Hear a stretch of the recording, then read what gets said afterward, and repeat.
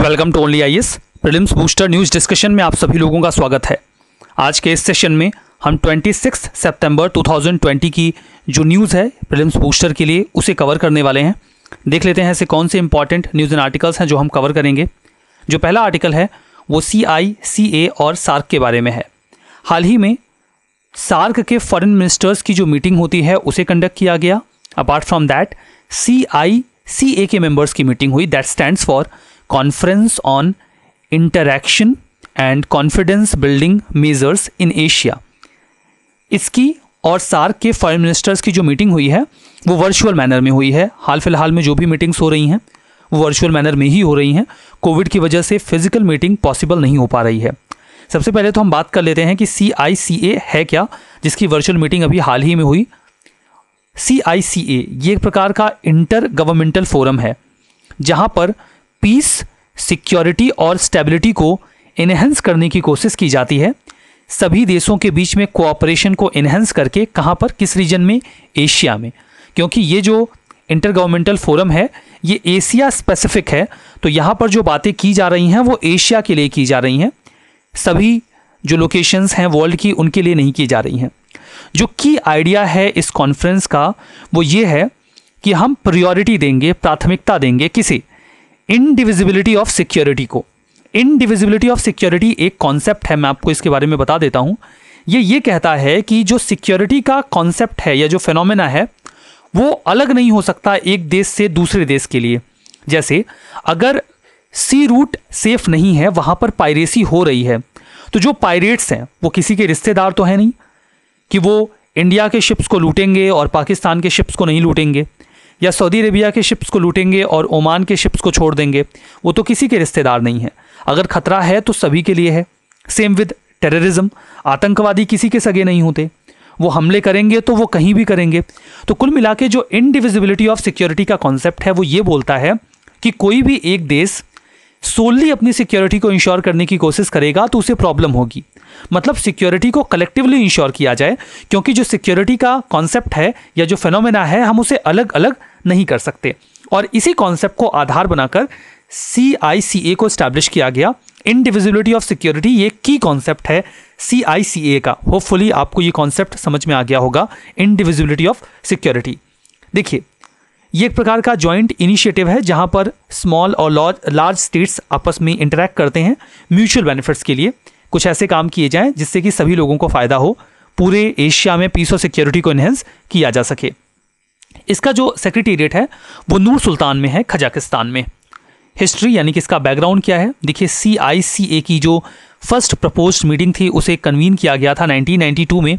Kazakhstan के या Republic of Kazakhstan के जो पहले प्रेसिडेंट थे उनके द्वारा 47th सेशन जो UNGA यानी कि यूनाइटेड नेशंस जनरल असेंबली का जो कंडक्ट हुआ था उस दौरान। राइट नाउ इसमें 27 मेंबर्स हैं, वो एशिया के हैं। इसकी मेंबरशिप के लिए ज़रूरी होगा कि वो देश जो इसकी मेंबरशिप अवेल कर रहा है उसका थोड़ा बहुत हिस्सा एशिया में होना चाहिए।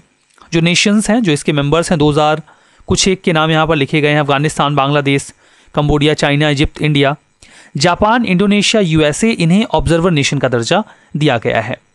रिपब्लिक ऑफ तजाकिस्तान जो है वो CICA का चेयरमैन है 2018 से 2020 के बीच के लिए। सेक्रेटेरिएट कजाकिस्तान में है और अभी जो चेयरमैनशिप है वो तजाकिस्तान के पास है, तो कंफ्यूज मत होइएगा। यहाँ पर एक मैप है जहाँ पर आपको दिखाया गया है कि कौन से नेशंस ऐसे हैं जो CICA के मेंबर हैं, और जो ग्रीन कलर में आपको नेशंस यहाँ पे दिख रहे हैं दीज आर कंट्रीज जिनको ऑब्जर्वर स्टेटस दिया गया है। और जो यहाँ पर डार्क स्काई ब्लू कलर की कंट्रीज हैं ये सभी लोग इसके मेंबर्स हैं। ठीक है, अब बात करते हैं सार्क के बारे में। वैसे तो इसके बारे में आप मल्टीपल टाइम्स कहीं ना कहीं पढ़ ही चुके होंगे। ये एक रीजनल इंटर गवर्नमेंटल ऑर्गेनाइजेशन है, जियोपॉलिटिकल यूनियन है साउथ एशिया के लिए। 1985 में ढाका में इसे फाउंड किया गया था। सेक्रेटेरिएट नेपाल के काठमांडू में है। 8 मेंबर्स हैं इसके। अफगानिस्तान जिसने 2007 में ज्वाइन किया था। इसके अतिरिक्त भूटान, बांग्लादेश, इंडिया, पाकिस्तान, नेपाल, श्रीलंका और मालदीव्स भी इसके मेंबर हैं। सार्क के महत्व की बात करते हैं, इंपॉर्टेंस की बात करते हैं। ये 3% वर्ल्ड का एरिया कंप्लीट करता है, कवर करता है। 21% वर्ल्ड की पॉपुलेशन, बिकॉज इंडिया की मेंबरशिप है तो पॉपुलेशन का रेशियो अपने आप ही बढ़ जाएगा। 3.8% ग्लोबल इकॉनमी कवर करता है, यानी कि 2.9 ट्रिलियन। इंडिया की इकॉनमी ही काफ़ी बड़ी है। ठीक है, अभी हाल फिलहाल में मतलब 2016 के बाद से जो सार्क है वो more and less dormant condition में है, अच्छी तरीके से फंक्शन नहीं कर रहा है because of Pakistan stance on terrorism. उसकी वजह से सभी देशों में नाराज़गी है और ये एक्टिवली फंक्शन नहीं कर पा रहा है। अब देखिए जो अगला आर्टिकल है वो नासा के डेटा सोनिफिकेशन प्रोजेक्ट के बारे में है।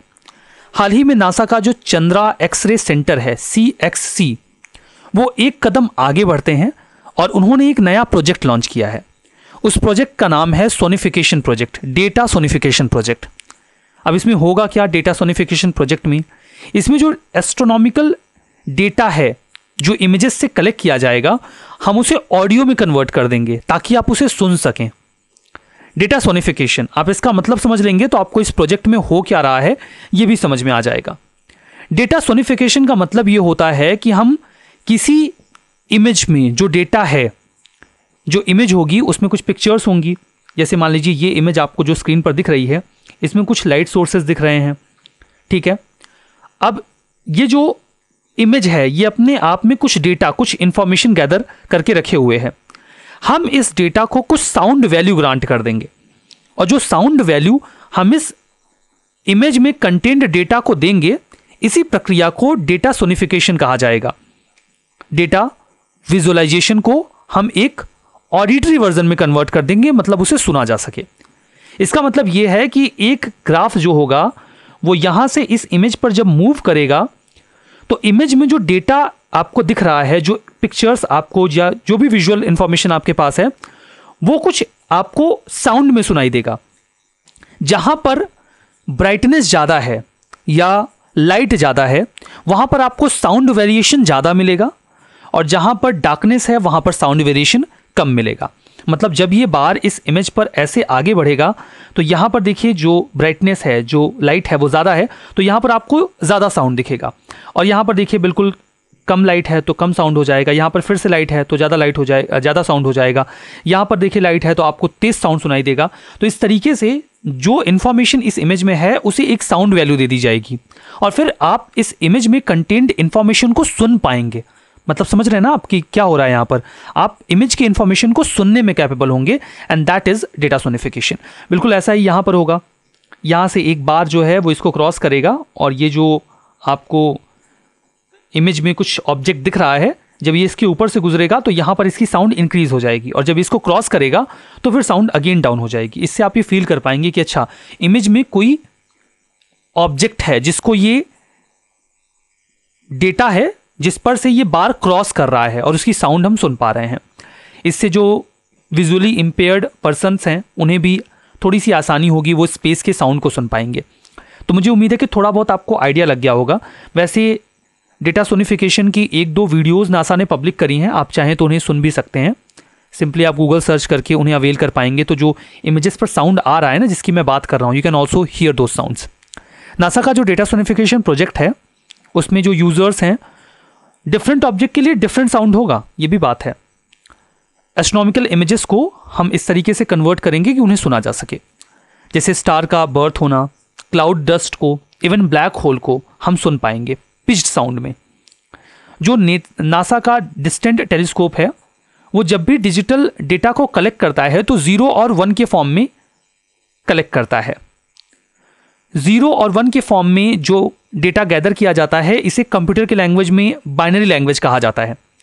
उसी के फॉर्म में जो भी डेटा वगैरह कलेक्ट होता है उसे पहले कलेक्ट करते हैं और बाद में उसे इमेजेस में कन्वर्ट कर देते हैं। इमेजेस जो कन्वर्ट की जाती हैं वो तो विजुअल रिप्रेजेंटेशन होती हैं लाइट और रेडिएशन का। डिफरेंट वेवलेंथ के जो लाइट्स एंड रेडिएशंस होते हैं उन्हें एक इमेज के फॉर्म में कन्वर्ट कर दिया जाता है ताकि आप उन्हें देख सकें। उसी डेटा को अगर हम चाहें तो हम वॉल्यूम में भी कन्वर्ट कर सकते हैं और वही अब हम डेटा सोनिफिकेशन प्रोजेक्ट के तहत देखेंगे, जो कि नासा का एक बहुत ही बढ़िया सा प्रोजेक्ट है जो उन्होंने अभी हाल ही में लॉन्च किया है। चंद्रा एक्सरे प्रोजेक्ट के बारे में बात कर लेते हैं जिसमें ये सारा काम होने वाला है। इसे एक स्पेस शटल के माध्यम से लॉन्च किया गया था 1999 में, स्पेस शटल कोलंबिया के माध्यम से। जो चंद्रा ये एक्सरे ऑब्जर्वेटरी है ये एक्सरे सोर्सेज को लेकर काफ़ी सेंसिटिव है। मतलब इसके पहले के जो एक्सरे टेलीस्कोप वर्जन्स हुआ करते थे उनसे 100 गुना ज़्यादा अर्थ के एटमॉस्फेयर में बहुत सारी एक्सरेज आती हैं, बट जो अर्थ बेस्ड टेलीस्कोप हैं जो धरती पर लगाए जाते हैं उनसे उन्हें डिटेक्ट करने में प्रॉब्लम होती है। तो स्पेस बेस्ड जो टेलीस्कोप्स होंगे, जैसे कि ये चंद्रा एक्सरे ऑब्जर्वेटरी है, वहां से इन एक्सरेज को ऑब्जर्व करना, डिटेक्ट करना ज़्यादा आसान होता है। जो टेलीस्कोप है उसका नाम Nobel prize winning Indian astrophysicist Subrahmanyan Chandrasekhar ji के नाम पर रखा गया है। जो हमारा अगला आर्टिकल है वो international commission of jurist ICJ के बारे में है।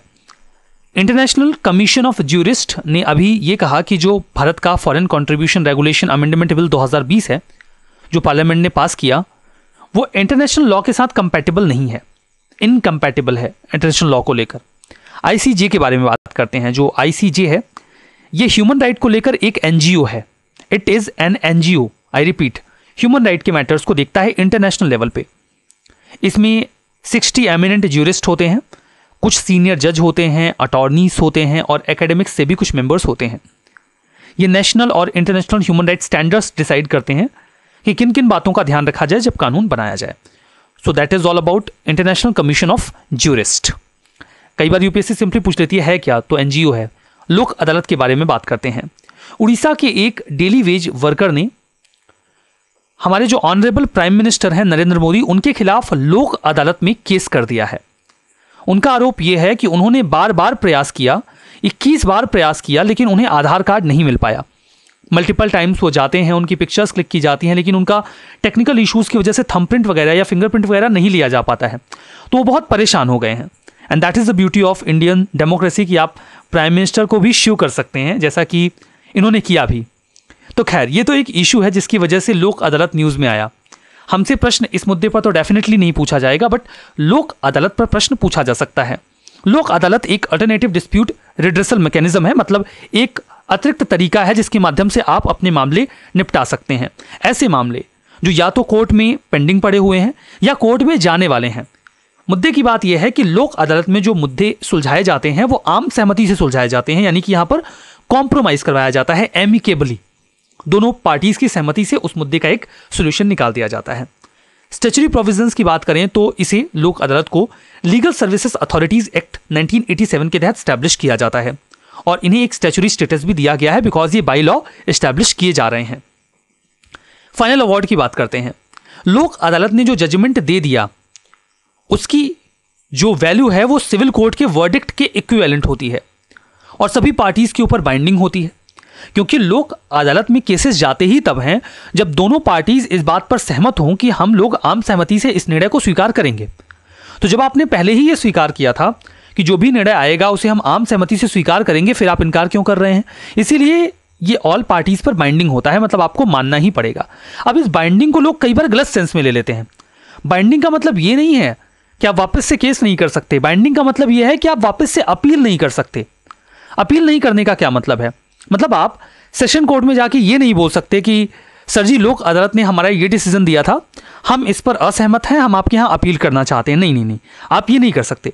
लोक अदालत का जो डिसीजन है वो फाइनल है, वो आपको मानना ही पड़ेगा। अगर आप नहीं मानने को तैयार हैं तो डेफिनेटली आपके पास राइट है, जाइए आप लीगल प्रोसीजर स्टार्ट करिए। फिर आप कोर्ट में जैसे नॉर्मल केसेस शुरू किए जाते हैं वैसे केस शुरू करिए। You can not appeal against the decisions of लोक अदालत, and that is the meaning of binding. Binding का मतलब समझ में आ गया ना कि लोक अदालत के डिसीजन बाइंडिंग है। इसका मतलब कि आप केस नहीं कर सकते, अपील नहीं कर सकते, वापस से अपना केस फाइल कर सकते हैं नॉर्मल प्रोसीजर के तहत। जो कोर्ट फीस है, लोक अदालत में कोई फीस नहीं ली जाती। इनफैक्ट अगर आपका केस कोर्ट में चल रहा है, आपने वहां पे फीस जमा करी थी, लेकिन आपका केस जो है वो लोक अदालत में अल्टरनेटिवली फाइनल हो गया, तो जो कोर्ट में आपने फीस जमा करी थी वो भी आपको वापस मिल जाएगी, रिफंड हो जाएगी। मतलब लोक अदालत में मामलों को सलटाना काफ़ी आसान होता है और खर्चीला नहीं होता है। कौन कौन से केसेस लोक अदालत में जा सकते हैं? कोई भी ऐसा केस जो कोर्ट में पेंडिंग है, कोई भी ऐसा केस जो कोर्ट में जाने वाला है, आप उसे पहले भी लोक अदालत में ले जा सकते हैं। लेकिन हाँ, जैसा कि मैंने आपको बताया कि लोक अदालत में केसेस को एमिकेबली यानी कि आम सहमति से कॉम्प्रोमाइज के माध्यम से सॉल्व किया जाता है। तो कोई भी ऐसा ऑफेंस लोक अदालत में नहीं जा सकता जो कि कंपाउंडेबल ना हो, नॉन कंपाउंडेबल हो। कंपाउंडेबल ऑफेंस ऐसा ऑफेंस होता है जिसको आम सहमति से सुलझाया जा सकता है, जैसे जमीन का विवाद, जायदाद का विवाद या फिर marital matters, domestic violence, murder, rape. ऐसे केसेस में कॉम्प्रोमाइज़ नहीं होता, इसमें जो गिल्टी है उसे सज़ा मिलेगी। ऐसे ऑफेंसेस लोक अदालत में नहीं जा सकते। मतलब कोई भी ऐसा अपराध जो कंपाउंडेबल नहीं है वो लोक अदालत में नहीं जा सकता। उम्मीद है ये टॉपिक आपको समझ में आया। जो अगला आर्टिकल है वो पृथ्वी शॉर्ट रेंज बैलिस्टिक मिसाइल के बारे में है। जो इंडियन आर्मी की स्ट्रेटेजिक फोर्सेस कमांड है, उन्होंने एक सक्सेसफुल नाइट ट्रायल कंडक्ट किया है न्यूक्लियर कैपेबल बैलिस्टिक मिसाइल का, जिसका नाम है पृथ्वी 2। ये उड़ीसा कोस्ट पर जो डिफेंस फैसिलिटी है वहां से टेस्ट फायर किया गया। देखिए, ये इंडिया का पहला surface to surface strategic missile है जिसे इंडिया ने इंडिजीनियसली डेवलप किया है और इंडक्ट भी कर लिया। इसे डेवलप किया गया है DRDO के द्वारा, जो उनका integrated guided missile development programme है, उसी के तहत। रेंज इसकी 350 किलोमीटर की है। कैपेसिटी यह है कि ये 500 से 1000 kg तक का वॉरहेड ले जा सकता है, चाहे वो न्यूक्लियर हो या फिर कन्वेंशनल। तो ये बातें पृथ्वी शॉर्ट रेंज बैलिस्टिक मिसाइल के बारे में। कुछ क्वेश्चंस हैं, आप इन्हें एक बार पढ़ लीजिए, बताइए कौन सा ट्रू है कौन सा फॉल्स। जो पहला यहाँ पर स्टेटमेंट है उसमें कहा गया है कि CICA में इंडिया को ऑब्जर्वर स्टेटस है। गलत है, इंडिया फुल टाइम मेंबर है। दूसरा यह है कि डेटा सोनिफिकेशन प्रोजेक्ट इसरो का है। ये भी गलत है, बिकॉज ये तो नासा का है। लोक अदालत में जो डिसीजंस होते हैं वो नॉन बाइंडिंग होते हैं। गलत है, क्योंकि ये बाइंडिंग होते हैं। जो इंटरनेशनल कमीशन ऑफ ज्यूरिस्ट है, ये एक इंटरनेशनल ह्यूमन राइट NGO है, ये सही है। और पांचवा है कि Prithvi 2 indigenous surface to air missile है। ये भी गलत है, बिकॉज ये सरफेस टू सरफेस मिसाइल है। ठीक है, तो आज के इस सेशन में बस इतना ही। Thank you very much.